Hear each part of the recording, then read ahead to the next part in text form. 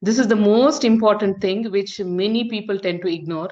They think, if they put food waste alone, composting will happen. And if they think, just piling up, dry leaves in a leaf composter is going to take care of composting process. See, composting will happen, but not at the pace you want it to happen, and not without creating some odor problems and all that. Especially if there is only kitchen waste, that is nitrogen. So we need to, when we are mixing these two, there has to be a certain ratio, there has to be a certain balance to bring out a balanced output. So please keep this in mind, because if you go wrong with your carbon nitrogen ratio, nothing else can repair it. There are no quick fixes to it. You have to get it right, and it is not difficult. I'm not trying to scare you or anything. I want you to be aware of the fact that, even worldwide, forget about India and all, in many in many states in America and in some European countries where they started large scale composting projects, some of them got shut down mainly because of smell problem. Those were all state-of-the-art, sophisticated composting facilities with all the machinery, everything. But they got shut down because so one of the most important factors was not paid heed to. That was CN ratio. So that is the reason why I'm telling you over and again that pay close attention to this particular part of the science of composting before we discuss much more minute ones. See, carbon is basically these carbonaceous materials which are brown or yellow, dry, coarse, and bulky, like dry leaves, dry grass, wood chips, cocoa peat, straw, cardboard, paper, etc. But actually, when it comes to home composting or community composting, I would suggest that please don't add any cardboard or paper. If you're doing vermicomposting, that is different. But when you're doing aerobic composting without using earthworms and all, please keep it in mind that you're not adding paper, cardboard is going to make things very difficult for you. Simply avoid it, and try to avoid use of paper itself. Don't line your bin with with newspaper or plastic. Plastic bag is completely banned anyway, but don't line it with the newspaper also, because that is a big mess and which has to be landfilled only. So directly put your waste into the dustbin. That's the best way to do it. And rinsing doesn't take more than 30 seconds of job. Okay. So basically carbon is this. Usually it is brown, yellow, in color, easy to recognize. And this is much, much harder to break down. It looks so simple, so innocent, but it takes a lot of work from the microbes to break down this particular type of food. Then comes nitrogen, typically your kitchen waste. Okay, it's basically your kitchen waste, which is usually it is green and succulent and gooey and dense, like your vegetable peels, cuttings, trimmings, tailings, your leftovers. Okay, but one thing I need to tell you, whenever you put your leftovers, make sure it is a balanced one. Again, just don't put your unwanted leftovers, cooked leftovers alone in your kitchen waste bin. Please try to add fruit peels, vegetable cuttings, whatever unwanted thing that you want to throw out, please add them also. Because if you don't bring out a balance there of uncooked rejects and cooked rejects, what happens is, if you put only cooked rejects, then what happens is there is a high sucrose content in that particular type of food, which inhibits microbial growth. I hope you got it. If you put only cooked leftovers, once in a while it is fine. Today you have only cooked leftovers, tomorrow you're going to put some fruit peels, vegetable peels, that gets balanced out. But if you want to compost using only cooked leftovers, whatever that is left on your plate, then composting becomes a little difficult. Okay, it doesn't happen fast because microbial growth doesn't happen quickly. For that reason, try to bring in a diverse types of waste. Okay, so the aroma, the type of compost, the nutritional bandwidth of compost depends on the input. So here the input decides the output, right? You can't say, look, you put wrong ratio of carbon, and you can't say that, oh, my compost is low on carbon. Or if you put only cooked leftovers, you can't say that, oh, there is not a good nutrition, my magnesium is low, my iron content is low in my food. So it's just like treat it as your dustbin, you treat it as a human body only. Whatever goes in is shows up in your blood tests, right? It's very much like that. There's no difference between the two. So what I wanted to say is, when it comes to community composting or even home composting, if you're using dry leaves as your carbon material, okay, we are now discussing carbon nitrogen ratio, then try to crush those dry leaves into into bits as small as possible. You could probably put them in a bag and stomp over it, or whatever you can do. Mix it in 1:3 ratio. Okay, that is 1 part carbon, 3 parts nitrogen. But if you put only dry leaves, then the dry leaves do not absorb the moisture coming out of the kitchen waste quickly. So there will be a lot of leachate. So if you're okay with that amount of leachate, if you think you're going to manage it, fine, no problem. If you think you need to add a little more dry leaves, fine, add it, but not beyond a point. Okay. So for instance, you have taken the 3 handfuls of kitchen waste at home level, then maybe 1 or 2, even 2 is also okay when it comes to dry leaves. But when it comes to coco peat, 3:1 is more than enough. That is 1 part coco peat to 3 parts kitchen waste. So keep that ratio in mind. That is CN ratio is 1:3. That is a thing you need to keep it in mind. And if you're using coco peat, you could also throw in a little bit of dry leaves if you want. Coco peat absorbs the moisture quickly, and there is already a huge amount of microbes present in coco peat. That also adds to the diversity of the microbes that are going to act upon the entire pile. So that is the thing so it is up to you. But when it comes to community composting, using dry leaves alone can be difficult because of leachate, and also it depends on what kind of composter you have already got and you want to buy. Okay, so you have to clearly check with the vendor, the one who sells you your composter, as to what ratio it should go in. Usually it is 1:3 only. All vendors use the same ratio.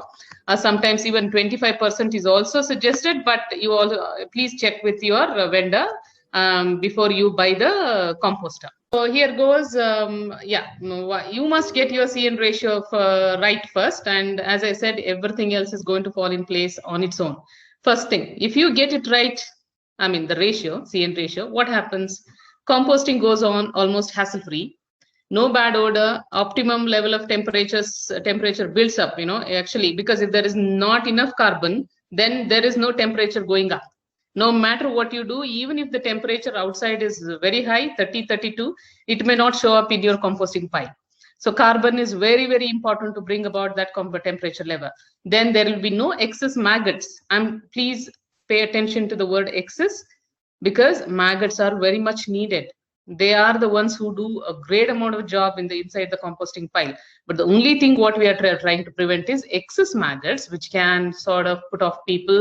If in a house, maybe you are very, very enthusiastic about composting, but not all your siblings, your parents, or your spouse and everybody. So to make life easy for everybody, make sure that the maggots are not crawling over the floor. Once it had happened in my place, that's why I'm telling you, maybe multiple times, but they're harmless. They don't bring any diseases to you or anything. You just put them back into the composting this one pile, they will do their job. But try to prevent excess maggots by adding the right amount of carbon. Then no excess leachate. Okay, when you get the CN ratio right, there will be no excess leachate. Compost comes out balanced in terms of nutrients, acidity levels, and ultimate CN ratio. I mean to say that when you put the right kind of ingredients, you don't have to bother about whether to get your compost tested. It will come out that good. Your magnesium will be all right, your phosphorus, your nitrogen, your phosphorus, potassium, everything will be balanced. So that is why it is very important to pay attention to this factor. Then comes acidity levels. We will discuss acidity levels in detail in another 2 minutes. They will also be almost near neutral as composting gets cured. Not during the composting stage. There will be upheavals in the acidity level. You know, it goes up, comes down, goes up, comes down. Don't worry about it at all. If anybody tells you don't put, orange peels, no, don't bother. Just put them. Okay. The only thing we avoid putting is coconut shells because they take years to break down and they will hold up the whole entire composting process. So avoid them, but put everything, but make sure that it is balanced. I'm not telling you to put only orange peels, only lime peels and do composting. No, mix it with other ingredients. Then it will all be balanced. And then the ultimate CN ratio. See, the worldwide, the standard is 30:1, but some other scientists do say 20:1 is also good. That means for every 1 part of nitrogen, there is 30 parts of carbon or 20 parts of carbon when you look at it as the 20:1. Okay, but if it is it's very rare that you come across as 30:2 or what is it, 20:2. Nitrogen level is usually 1. That is the reason why farmers are forced to add chemical fertilizers, that is NPK. All right, so there is something to be understood. Scientists are going over these factors quite, very carefully and with a lot of interest. Then the next thing is, what if you get your CN ratio wrong? Okay, then comes the problem of excess moisture, because whatever the moisture that is coming out of your kitchen waste is not being absorbed by the carbon content. There will be bad odor because there is carbon content is low, nitrogen is high. You have put a lot of kitchen waste, but you are not balanced it with good enough carbon content. Then bad odor comes. Excess maggots, again, high moisture. High moisture, why? Again, your carbon content is not able to absorb the excess moisture. So maggots break out. Then comes unbalanced output. Your the nutrition bandwidth of the compost that comes out eventually is not balanced. And acidity levels could be up or down. That there can be that problem. And because of low carbon content, there will be slow composting because the temperature is not building up, right? That's one thing. And if the nitrogen content is high, then what happens? Malodorous. It can create smell problems. That's the reason why this is the ABC of the science of composting, that is CN. Plus, I have put your O2, oxygen levels. When we are talking about aerobic composting, especially when it comes to community composting, there is hardly anyone who is executing anaerobic method to compost their community's waste. So this is oxygen is the most important thing. Make sure it is all well aerated. Your composting pile, without the oxygen, the microbes will not proliferate. Even if they are there, due to lack of oxygen, they will perish. Anaerobes come in, and they create smell problem. So make sure your pile is well aerated. So these 3 things you're ready to get going. Yeah. Okay, temperature. So any temperature between 45 degrees to 55 degrees range, in that range is quite good. Okay. In fact, the maximum rate of degradation, that is decomposition of your waste, happens at this range, not when it goes beyond that. Okay, so let's say if you think your composting pile is working at around 45 degrees, don't get disappointed. That is the right thing that is happening there, and be happy about that. Because some people have this, it's not going beyond 45, it's not going beyond 50. They have those concerns. But don't worry, when you place your hand on top of the composting pile, you find it very warm. That is good enough for you. There's good microbial activity going on. There's a bacterial bonfire actually going on in that pile. It's doing well. Don't worry about that. And any conditions outside this range, below or higher, is composting is happening even at that level also, but it is suboptimal. It is not happening at a good pace. So if you think it is not heating up enough, not even for 45 degrees, make sure your carbon content is added properly and also mixed properly. Okay. Sometimes what happens if it is not mixed properly, then different levels of temperature will be there in different pockets of the same pile. So please pay attention to that. Next comes pH levels. The only sentence I have for this is just don't bother. Just don't bother about the pH levels of your composting thing. Don't be worried when you're throwing in your pineapple peels, your orange and sweet lime and lemon peels and all. Please put them in, mix them with other things. That is even more important. Make sure it is a balanced one. And because regardless of the pH of the starting materials, okay, whatever you put in, provided your carbon and nitrogen ratio is right. That is the first fundamental thing. When you get that right, then the end product, the compost that comes out, is going to be stable in pH. Number of studies have been conducted by scientists all over the world. So many institutes have participated in these studies, and what they have figured out is nature has a beautiful way of balancing all these things. So all she is asking you is to put things together in the right ratio, the right kind of ingredients in the right kind of container, or whatever you use, whether it is your DIY project or you buy a composter from a vendor. It's just that you have to put the right kind of ingredients together, and she will take care of that.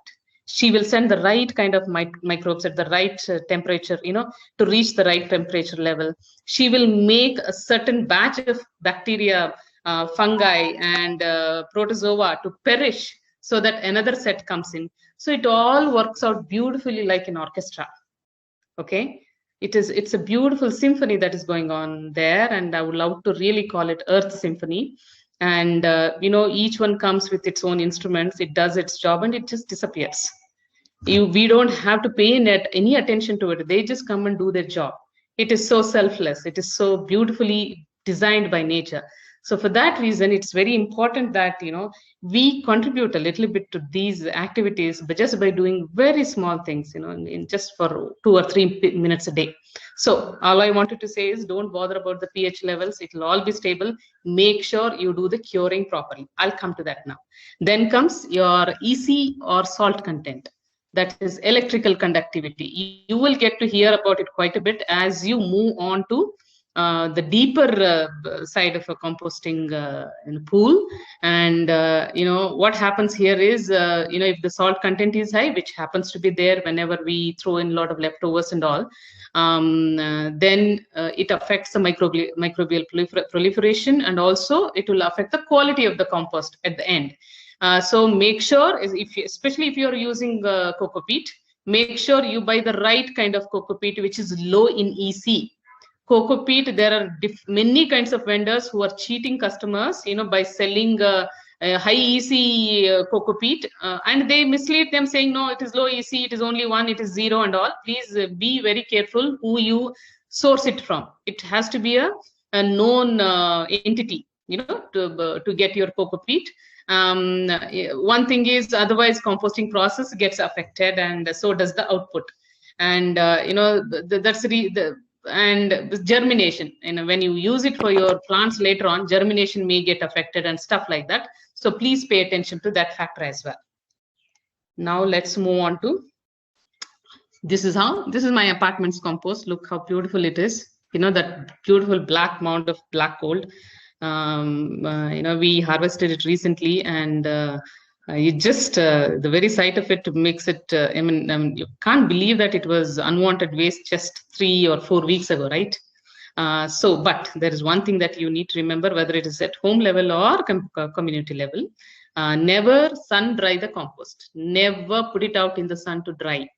Your microbes, which have done great deal of work till then, and which are there to perform further work. There is a lot more work to be done after harvesting. Please remember. Okay. So if you dry it, all the microbes will perish and the entire decomposition process will halt. Okay. Basically, remember, there are 2 stages in composting. Stage 1 is active phase of composting. Second one is curing phase. Okay. So you do process it for 3-4 weeks, and then that is your active phase of composting, where huge amount of breakdown of the food waste and the carbon content happens. So that is pretty active. Temperatures go up like anything, and as the temperatures begin to fall down, active phase of composting is over. But Curing is not done yet. Okay, so for curing to happen, the compost has to be moist. So, but moist doesn't mean it should be dripping wet. No, it should not be.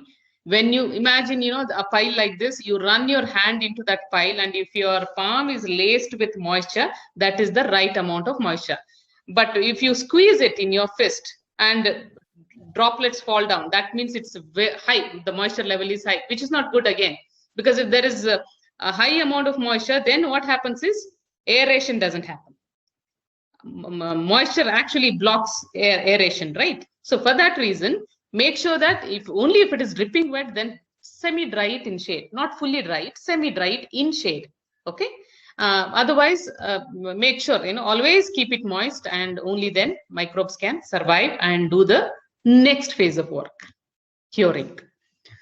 Curing is a very, very important phase. What happens, why I want to stress this factor is because most volunteers at apartment level, at street level who are doing composting, they think, once the active phase of composting is over, they think their job is done. But it is just not yet. There is still some more work to do. You have to take out that compost, and if you can sieve it, very nice, sieve it and take out the finer version, put it out for curing. Curing is the second stage of composting, wherein there is biological activity still in that pile going on, but at a very low level, because major amount of breakdown has already happened. But there will still be substances like lignin and cellulose and other things which are much harder to break down. Most of it comes from the carbon content. So the breakdown of those contents will be happening in the curing stage. Okay. And this is the time when the compost is turning into humus. That's the most beautiful part of the curing phase. It is turning into humus. Okay. And the temperatures are again further going down nicely. If at all possible, please go mix it once. Okay. Whatever that is there on the fringes will cool down quickly. So bring it into the center and see if the temperature is going up again. If it is going up again, means it is still not ready to use. Never use compost when it is warm. It will do more harm than good to your plants. Okay. And so for it to become stable and or mature, actually, these are two different things. Okay. Stable compost, mature compost are two different things. That's too much of science into it. I don't want to go into it now, but make sure that it is just well cured. It is cool to touch. After all, it will take almost a month after you harvest compost for it to cure. And if you don't do it, if you use it immediately, then what happens is, because there is still biological activity, microbial activity is still going on, right? So what happens is all those microbes will go and suck the oxygen out of the root zone of the plants. When that happens, your plants will die. So we simply keep on blaming it on the compost, saying, oh, this compost didn't come out well. No. Compost will come out as it's on its own, provided you have put the CN ratio right.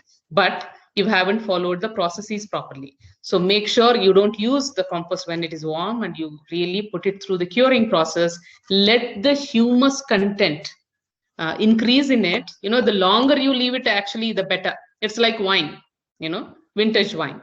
Compost is also like that. There have been studies which say, the compost which was cured for 6 months had highest amount of humus in it. What is humus? It is the substance which is very, very soil, which is teeming with soil-friendly microbes. And, this is the time, it is these microbes that will give immunity to the plants, to the soil. So it's very important that, you turn your compost into humus. We are all talking about composting, but very few of us are discussing the humus, formation in compost. So make sure you do it well. Whether it is in community or this one.